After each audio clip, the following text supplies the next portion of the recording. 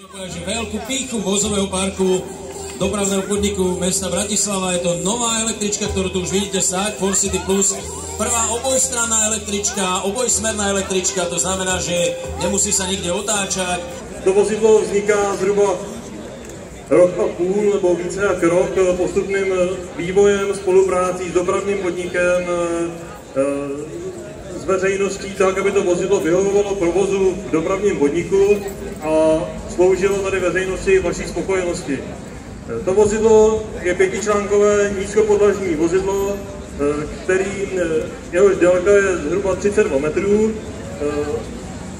Ta tramvaj má 4 podvozky, z toho jsou 3 podvozky motorové, to znamená celkem to vozidlo má 6 motorů. Každý motor má 100 kW, pro vaši představu, to znamená 600 kW výkon má to vozidlo.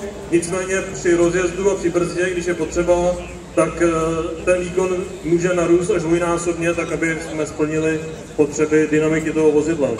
Můžete striekať, koľko chcete. Električke to nejblíží! Sme majstri sveta!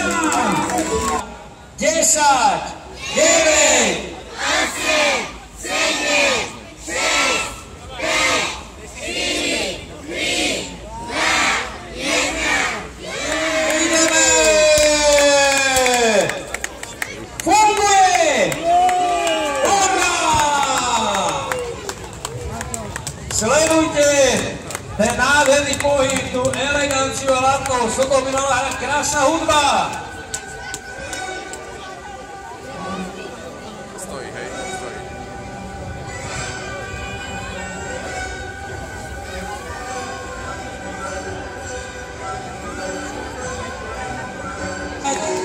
Na toto sa pozerá úplne úžasne.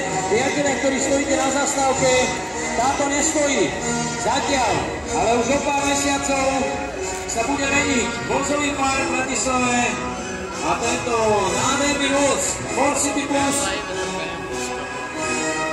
príde v počte kusov 60.